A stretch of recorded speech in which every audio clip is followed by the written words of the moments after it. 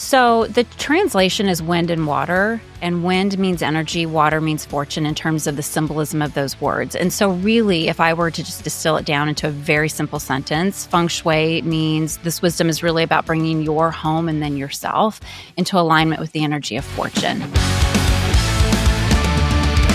Hey kids, and welcome to Design by Wingnut Social. I am your host, Darla Jethro Powell, and today we are talking about Feng Shui.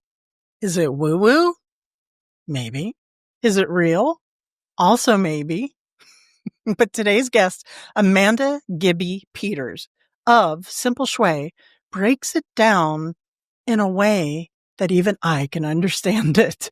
So you're going to want to stay tuned. I really do think this is a very interesting episode. And if you've been kicking around, getting into Feng Shui, learning about Feng Shui, what are the advantages of it? Or if you're one of those, kind of like me here, and you kind of need some splaining about Feng Shui to kind of buy into that, then Amanda Gibby Peters is your girl. But before I tell you about Amanda, I want to remind you that Designed by Wingnut Social is sponsored by Wingnut Social, the digital marketing agency for home pros, interior designers, architects, and to-the-trade home brands. And if you need help with your social media marketing or your search engine optimization, head on over to wingnutsocial.com and hit that little apply to work with Wingnut. You want to get found by ChatGPT? Well, SEO is changing, and we can help you with that as well. So again, that's wingnutsocial.com. And I don't know if you can tell, but I'm kind of starting to lose my voice. So I'm going to get into it. I'm going to do it right here. All right. So let's get into my conversation with Amanda Gibby Peters. But before we do, you know the drill. Amanda Gibby Peters is the founder and visionary behind Simple Shui, a modern, mission-driven, love-based approach to Feng Shui that helps people worldwide design spaces that support their highest potential. With a master's in professional communication and 2 decades of experience, Amanda is known for making the ancient art of Feng Shui surprisingly practical, refreshingly intuitive, and undeniably magnetic. And she does break it down to where even I understood it. Wingnuts, help me in welcoming Amanda Gibby Peters to the show. Hey there, Amanda Gibby Peters. Welcome to the show. How the hell are you? I'm doing really well, and I'm excited to be here, Darla.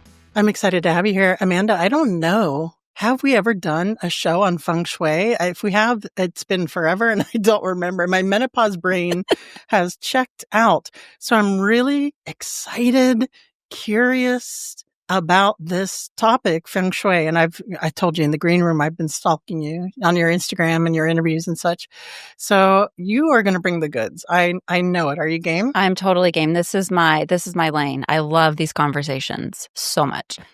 I guess first I want to ask you, okay, so you in the green room told me you used to be in a totally different profession, right? You worked on Capitol Hill in DC. And what was that?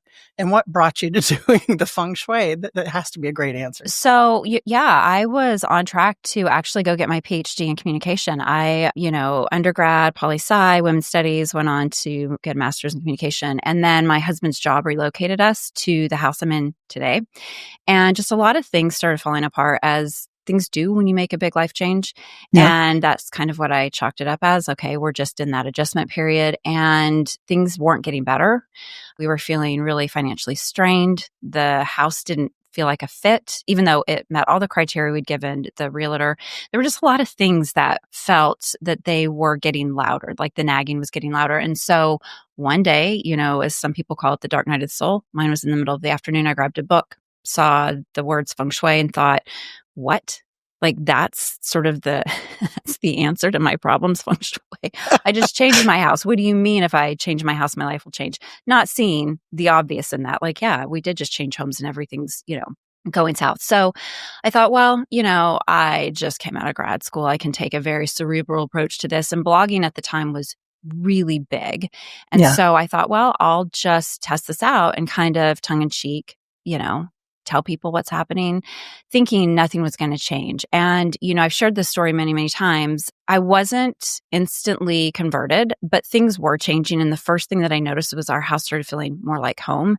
The second thing I noticed is I was changing things. And these were small things, by the way. These weren't extravagant or esoteric or, dubious things. They were things like buying fresh flowers, taking care of rooms that felt neglected, right? Doing something to make me want to be in that space. So our house started feeling more like a home. And I was just continuing to be curious. And so some big changes happened several months down. My husband got offered a job out of the blue.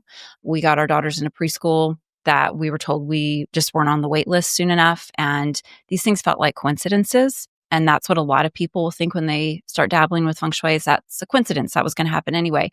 So I put it through one more test that I came up with. And that was, I'm going to apply for a job, but I'm going to apply for a freelance job. I'm not going to see who's looking for someone. I'm just going to go approach places. And the thing I did was I set my office up according to feng shui. And I got calls back. Mind you, I want to date myself here because it helps the story. This was before the internet. So I was sending in letters, cover letters, for those of you who remember. And I got a call into all three spaces, offered a job at all three spaces. And I had written out a list of things that I really wanted to say yes, like the things that would help me say yes the easiest. And there were two, I always refer to them as sexy jobs. One was a PR company, one was a publishing house, one was with the State Department.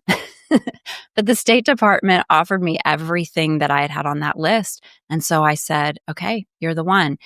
Still not completely convinced it was feng shui. And then the economy crashed. This was about 2007, 2008. And those other places ushered people out. I kept my job. And I was like, okay, I need to stop being a skeptic. I need to figure out what's going on here. And here we are. That's incredible. And as you were saying this, you were like, oh, I changed my office. I'm looking around my office and I don't know feng shui from my butt. And I can probably tell you it is not feng shui. So just out of personal curiosity, what was the office change? So the really big one, and it's one that a lot of people will have resistance around, but it is like when you start to think about it, practically, it makes a lot of sense. So when we moved into our space, we shared an office, my husband and I, and I couldn't figure out how to make that work. I know today all the magazines and the books and Instagram and everything just inundate us with really great ideas. That did not exist. I was pre-social media. So I was like, I have no idea how to make this space work. Should we face each other? Should we have an L desk? We had our desks pushed up against the wall like so many people with our back to the door. And one of the, suggestions, one of the things that Feng Shui's wisdom offers is that you should face your life. You should be in command, where you have a solid wall or sort of like this mountain of support behind you, and you can see anyone coming into the space. Okay. Now, what I run into is most people will say square footage, or that doesn't make sense, or what am I going to do with the cords? But if you think about, I have two examples. If you think about an executive's office, normally you walk in and they're facing you, right? So you come approach them. If you think about a mob boss, he's sitting at the back of the restaurant, solid wall behind him. He can see everything that's happening. Yeah. It is something that actually helps us relax. It helps our nervous system. And we're able to stay focused on what's at hand and anything that's coming up. And I know that probably sounds a little woo to people, but if you start noticing people who are, let's say, in charge, they're usually in command. Well, I can see my door, but I'm not facing it. And I was just thinking, to turn this all around. My desk is in the middle, by the way. But to turn this all around, I don't know. And that's a cop thing, too, because in a previous life, I was a cop. We'd never sit with our backs to the door. Yeah. And on my back to the door, it's right here. But okay, I don't know if I'm really ready to change my office around, but you're kind of making an argument. So I did tell you in the green room that I'm going to push back a little bit on you. Yeah. And well, first, I guess before the pushback happens, let's backtrack a little bit. Okay. What is feng shui? I love Just that like question. a quick AI overview. So the translation is wind and water. The words translated, and wind means energy, water means fortune in terms of the symbolism of those words. And so really, if I were to just distill it down into a very simple sentence, feng shui means this wisdom is really about bringing your home and then yourself into alignment with the energy of fortune.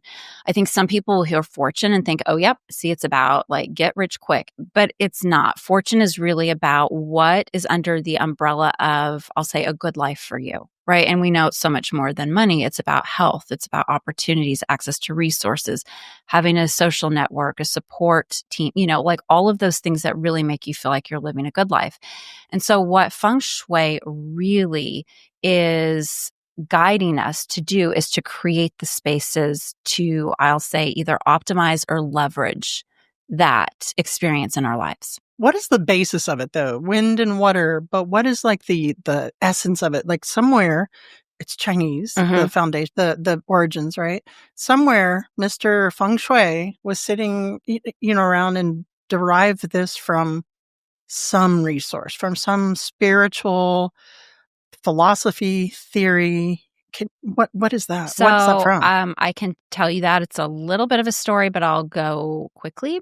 So, Feng Shui does originate from China, and it was exclusively for the emperors. And the idea was they wanted the most auspicious burial spots. And so I just talked about command position, right? That pulls from this idea of that auspicious burial spot, which was you would have a mountain behind you to support you, and you would have rolling hills to the side of you, and then you could see a view of the valley. And that was believed to allow energy to gather. And the belief then was if you buried, you were buried in this auspicious spot, then you would be favorable to your, to your family. Like the ancestors would look on you kindly. That's sort of like if you were going to go to the books, that would sort of be one of the stories. But where that came from is the emperors employed, and again, I'm going to water this down just to make it easy, but they employed these philosophers, and their job, and I again joke, this wasn't like a weekend retreat or a year-long study course. It was like, a lifetime study, but like to really understand the interaction between the earth and the cosmos. And one of the observations that they made was that if a seed landed somewhere where there was enough sun, enough water, not too much wind, that not only would it grow, but it would likely thrive. But if that same seed landed somewhere where any of those things were challenged, right? Like there was too much or too little, if the seed did grow, it would likely struggle. And so this brought upon this conversation of, are people the same? Like where we're planted, are we planted to be supported for our growth, or are there things getting in our way that are making it feel like there's a lot of resistance? That clicked. Yep. That clicked for me. That was a very good explanation. So it went from these big mountains and rolling hills to a more focused theory on our living spaces, on our homes and what we're creating, and they equivocated. Is that the right word? So one way people explain it is just the art of placement. And the way that I often explain it in my classes and courses is, think about a plant you have inside your house or something that's growing outside if you have a porch or a yard, garden bed. If it shows signs of distress, you do not go up to the plant and say, don't you know who you are? Try harder, do better, get up early, do your affirmations. You get curious about its environment. You really do. You're like, do you need fertilizer? Are you in the wrong spot? Do we need to prune you? Like all of the questions you would ask the plant are actually applicable to you because we're no different than that plant. Our surroundings, we're always under the influence of wherever we are. I need pruning. I'm getting a haircut tomorrow, actually. Okay, so now here comes the pushback piece. So I'm hearing you. We'll use this example of the office because I'm sure there's more. We've rearranged our office according to these ancient feng shui techniques with the thought in mind that we're planting our seed, we're putting ourselves in a command position to have our chi flow in such a way so we can achieve certain things, whatever that may be, right? How much of that, and this is Darla's first thought, right, is manifesting. So, and here's what I mean. So if I do something and I have either information that's given to me that says, if you do this thing, this will happen, or if I believe that if I do this thing, this will happen, I'm manifesting, right? I'm putting that energy out in the world of doing things.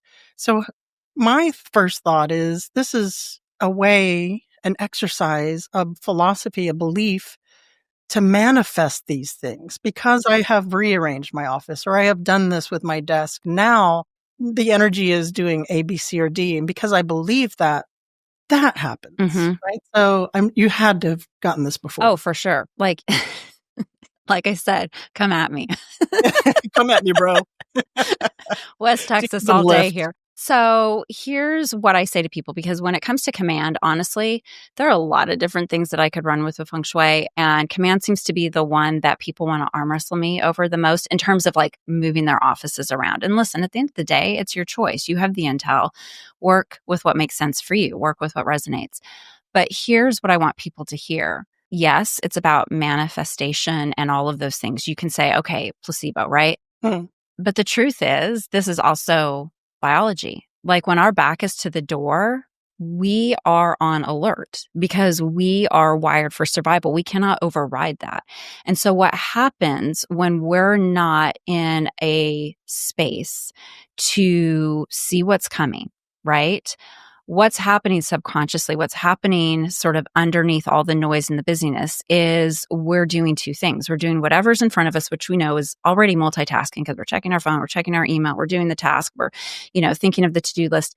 Meanwhile, subconscious is like, okay, I got to stay on high alert because something might come up behind us and I need to make sure that we're ready. Feng Shui is not transactional. It is very much a nuanced understanding of how you are being informed or influenced by the energy around you. So what I see is when people reach out to me and they're like, I've tried everything and I don't know what to do. So I want to try this Feng Shui thing. Can you help me? Okay. What are your objectives? What are you, wanting to focus on? And a lot of times I just want to feel better. Okay. We need to be measurable. I need to know, like, did we get there? Okay, well, I'm just tired all the time. I feel really fatigued or whatever. So in my mind, I'm like, okay, we're going to definitely check the office. We're going to check some other spots to see where you sit. Because over time, when we're, let's say, use the command position, over time, that is going to have a drip, drip, drip effect on your energy because you're actually doing two things every single day. Yeah. Well, right now I'm like ready to defend myself. Yes. I wasn't. But it really is about, so one of the best descriptions I was taught very early on about Feng Shui, because I do think that there's a lot of misconceptions out there and a lot of people do think it's like anti-religion or woo or witchcraft, and it's none of that. It is really practical common sense when you endeavor to understand it. If you're just looking at like, whatever Google School has, sure. You're going to walk away thinking this is some weird stuff, right? But really what you're trying to do is to shore up as much positive energy or chi, right? So going back to that burial spot, right, where you had the space to actually gather energy, like welcoming people, welcoming whatever they were bringing, right? Think of all of that as energy.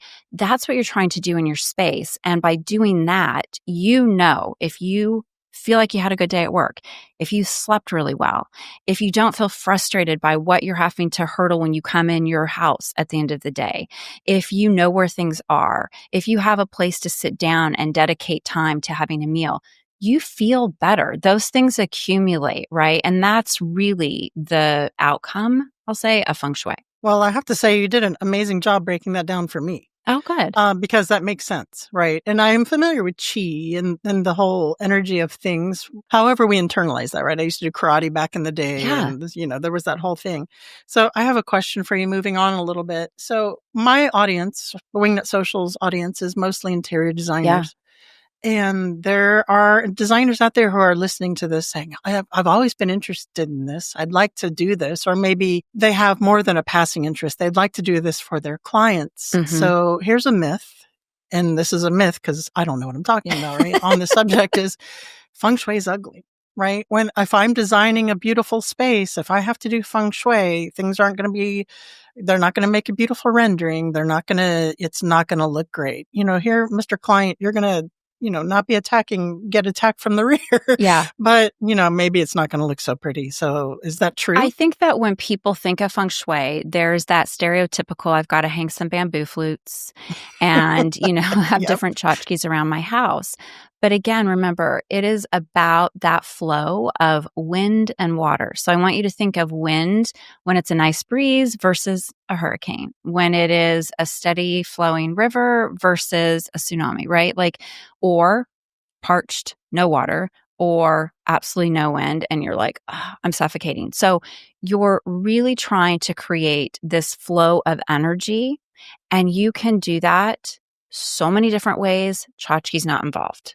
You caught me off guard with the tchotchke. Okay, so let me get to this. So what are the top 3 signs that a space has a stagnant energy besides turning your desk around, which I guess I'm going to have to do now. Damn it. Well, listen, with everyone listening, I'll tell you what I tell my clients. Just try it and see what happens. Like I always, always, always encourage people, run anything you hear from me through your own filter. And if you feel resistant, unless I'm telling you to knock out a wall, which I've never told anyone to do, like you can try things and move them back because, you have to see if it works for you. I'm not in your space. I'm not reading your whole space, but there's nothing wrong with trying. And sometimes just trying something, as a lot of designers know, like it opens your mind to ideas you wouldn't have thought of without that pivot or shift. So, for anyone listening, like, oh my gosh, just try it. And if you don't like it, you have permission to move it back. You did it and check it off the list. This is not a small project. No, I know. Right. If you could see what I have, it's very, I just want to take a nap now. I'm so overwhelmed. Maybe you just try sitting that direction and see what happens. All right, I'll try it right now. Yeah.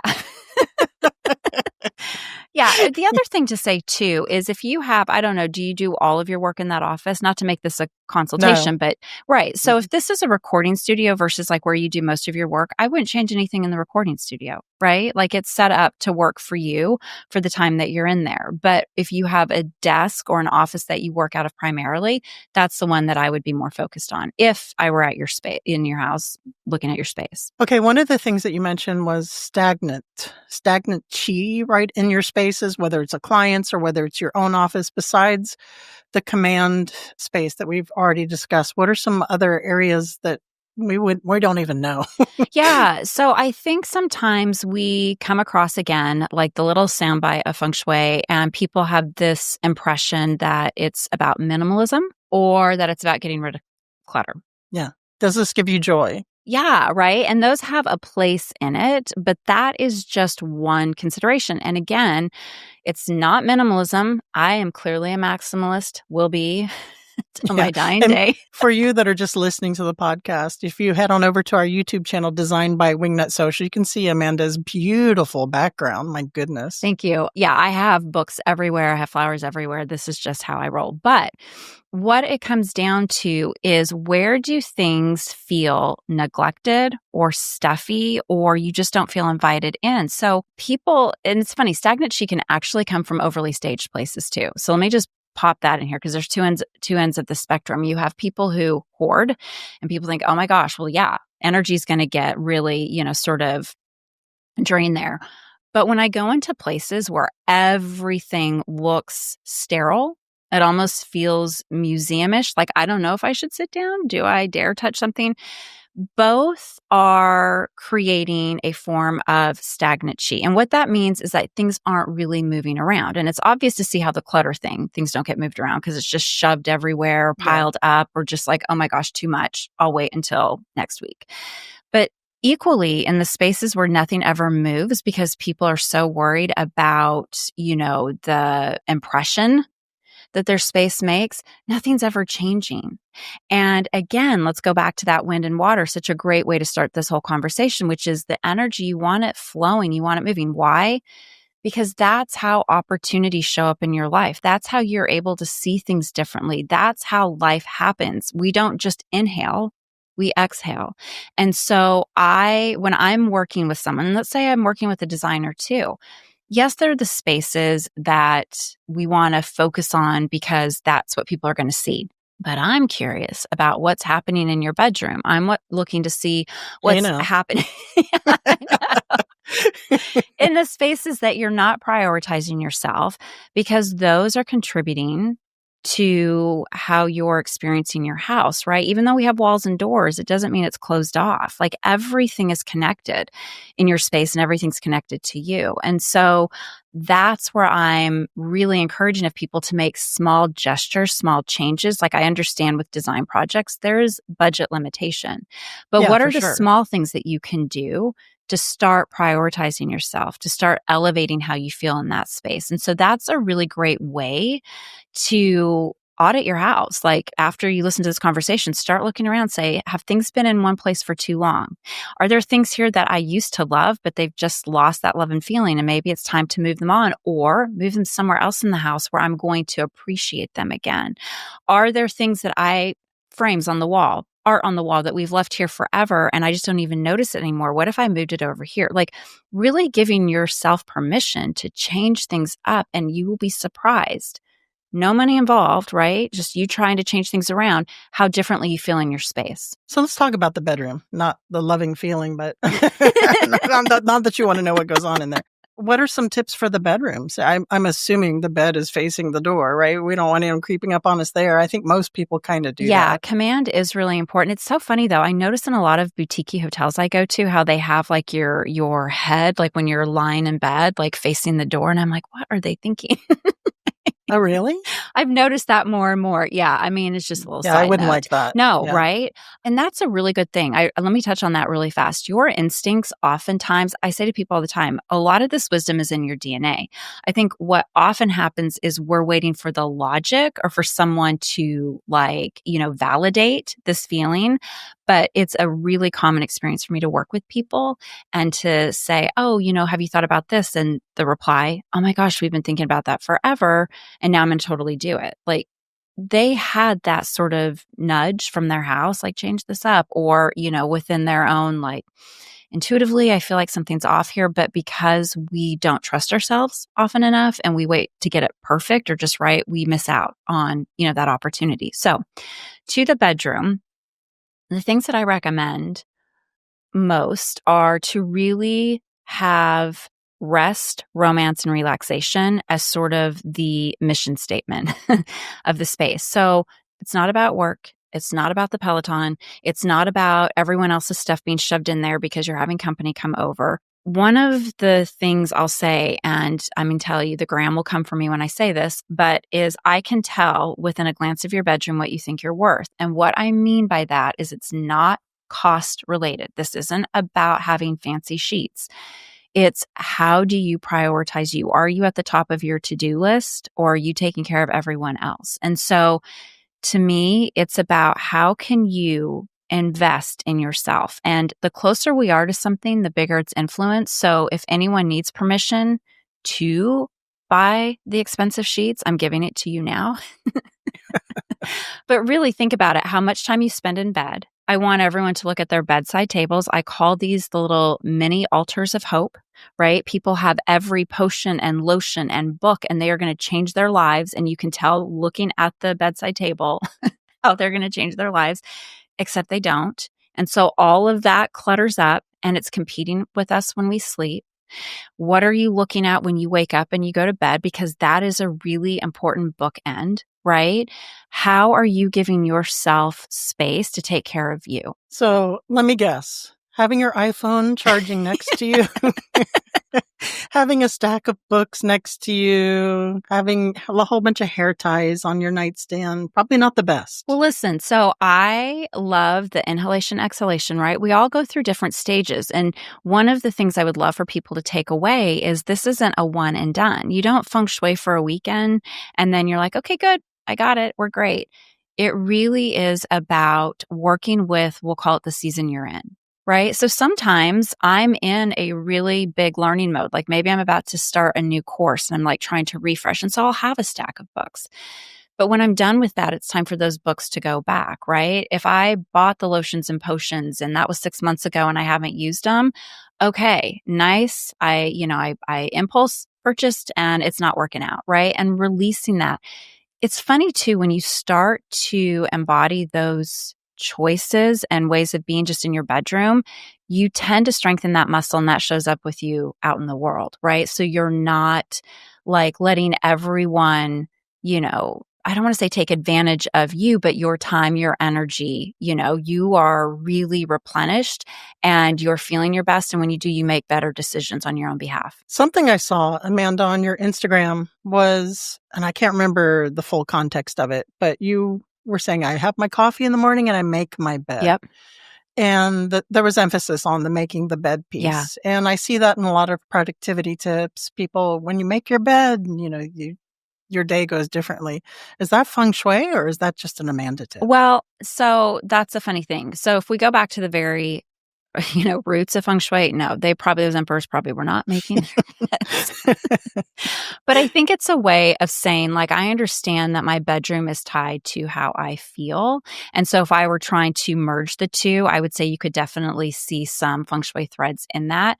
But I'll tell you a story. When I was 8 years old, we had to clean our bedrooms on the weekend. And I was having a fit one weekend about having to clean my whole bedroom. And my dad, who's military, came in and he was like, listen, if you would just like clean up a little every single day, you would make your bed. I promise you'd be outside with your friends a lot faster.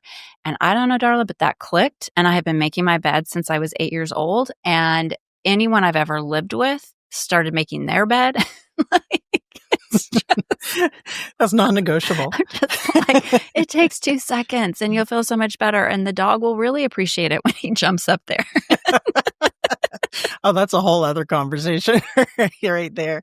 Okay, great. So interior designers who are out there in the audience who are listening are like, okay, I'm intrigued. I would like to learn more about this, maybe even have this as a sub-service or dial this in as a niche for interior design. What's your advice? I love it. So here's why I really do think feng shui, a little bit of fluency deserves to be in every home, because I think that we just, as a whole, tend to overlook the opportunities that are already within reach, like just to change how we feel. And, people will take pills, people will meditate, people will run, work out, all of these things to feel better without realizing you're always in a space that's always having a conversation with you. So there are really little things that you can do that make life feel more advantageous to you. So in terms of like working with designers or why this would be such a great asset to them, when you hear what your clients are saying, right? And they're like, I need this, or I want it to feel like this, or there's so much information there that feng shui can deliver on. Meaning if someone says to me, I just need to have a space that I can come home and relax. It's just so busy out there and I just kind of want a cocoon. So to me, and I'm just going to kind of go a little bit deeper for a second, but I'm like, okay, they need a lot of earth energy, right? In feng shui, one of the things we work with is the 5 elements. So I'm looking for ways to bring in that earth energy, right? So that they feel like that they can really settle in and they feel stabilized and supported when people are having a hard time with their kiddos, right? Yeah. And I remember someone reached out and she had teenage twins. And she said, I just feel like they're in their own worlds and we never have anything to do with them. So I was like, okay, tell me where you'd want them to be. Like if you guys could hang out. And she said, the living room. So I started looking at the living room and there were pictures of them when they were little. So I was like, let's update these pictures so they feel more like seen. What was it that they used to like to do? What do they still like to do? And we started incorporating some of that stuff. We changed the way the seating was so it wasn't facing the TV. All of these things were really intentional around a very specific goal. And lo and behold, they ended up coming down and bringing their friends and it really changed. And my client at the time was just like, I can't believe how easy that was.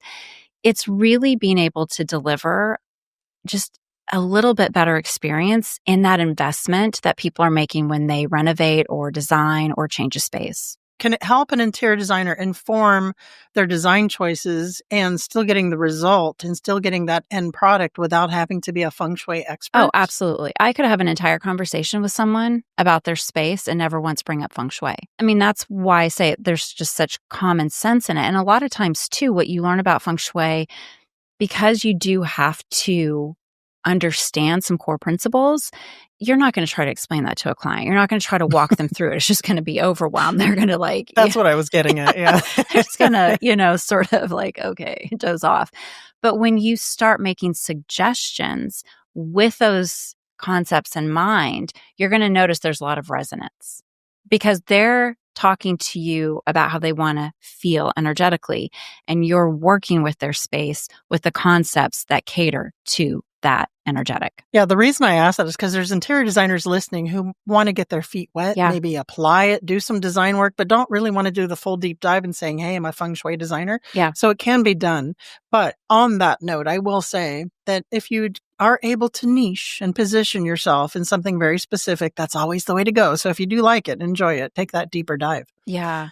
I love it. Yeah, I do think that there is something to being able to add this into conversations. People are really curious about feng shui. I mean, once they understand what it isn't, and then you can sort of help them understand we're just going to leverage your space. It's about how you feel more than how it looks. But that's what's so great about designers is that they can guarantee both, right?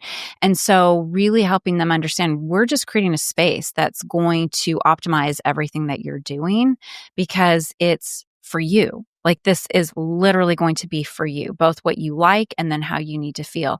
And I have a lot of, I have a course and then I have a certification program. A lot of designers come through it, a lot of designers. And it's amazing what their clients get from just that little bit of, feng shui that they hear. And we're definitely going to share that with the audience. And I really love the way you explained it in the very beginning at the top of the show was you made it very layman friendly. Yeah. Not so scary, very practical. So if you guys want to go back and replay that when you're with your clients, I highly recommend it. We are going to get into your course and all of that information. But first, I have to ask you, are you ready for the What Up Wingnut round? I think so. What would the hashtag on your tombstone be? So I love to say she moved furniture and mountains. I was say, is that a very feng shui question? I don't know. What's your desert island food? Okay, so Darla, I don't know about food, but if I don't have coffee, I'm not going to last. So I have to have coffee. You're the first coffee, I think. I don't think I've had another coffee, and that is kind of a given, right? I would end up destroying everything on the I mean, island truly. if I didn't have coffee. I would have a strength unseen. Maybe I'd swim to shore for that. That's a strategy. There you go. Last but not least, please recommend a book that's impacted you. So early on, I read this book, The Creative Habit by Twyla Tharp. She's a choreographer, and I loved that book so much. I still recommend it as one of my top reads. Because she really talks about, and this applies to everyone, but in my world, there's a lot of misconception around things are expensive, things are out of reach. And she would often say people who have too much time or too much resource can't be creative, right? Like it really is about working with what you have. And so she has so much wisdom in that book, and it deserves to be in anyone's stack. Can't recommend That's it taking enough. it back old school. Yeah. Oh, good old Twyla. Yeah, I haven't heard her mentioned in a long time. Amanda Gibby Peters, please tell the audience where they can go to find out more about you, about your course, and we'll call it a day. Okay, great. So Amanda Gibby Peters over on Instagram is a good place if you want a rabbit hole. I share so much over there. And if you go into the comments and the threads, you'll see questions answered. So you can get a really good dose of shui. My site, simpleshui.com, has everything that I offer. So I have a book, I have a podcast, house therapy, I have a course, I have a certification program. All of that information is over there. So that is a one and done for you if you hop over there, simpleshui.com. That is a one-stop shop. And I did listen to your podcast some today, and it's really well produced. I love it. Oh, thank you so much. I'm really lucky. I have a great producer, and we keep it short, simple, and straightforward. So it works really well. Awesome. And that's House Therapy. Great name. Oh, thank you. I appreciate that. Amanda Gibby Peters, thank you so much for joining us. Oh, thanks for having me. All right, kids, I'm not going to belabor this much longer. My voice is honestly ready to give out, but I do hope that you enjoyed the show. And Amanda really helped to break that down to where I could even understand it. And thank you for being such a good sport and answering the tough questions. Were they tough? I don't know if they were tough. I'm sure that you guys out in the audience were thinking the same thing, maybe some of you. But if you're thinking of going and doing some feng shui in your interior design firm, then head on over to simpleshui.com. That's simple, SHUI.com, and check out all the goodies over there. I mean, you can't go wrong to try it out. Maybe, don't tell the client, just here's my design, but inside you're like, guess what? You're not going to have your back to that door. You're going to take command of your future. Or whatever that looks like for feng shui. Thank you again, Amanda. Thank you guys for listening. Remember to head on over to our YouTube channel, Designed by Wingnut Social, same name, believe it or not, over there so you can see the whole shebang. And remember, until next time, to get out there, get uncomfortable, save your voice, and be great. You've reached the end of this episode of Designed by Wingnut Social. But that's only the first step into accelerating your business the Wingnut way. Head over to wingnutsocial.com or call us at 786-206-4331 to see how we can help take your business from meh to amazing. We'll see you on the next episode of Designed by Wingnut Social, your digital marketing tightly fastened.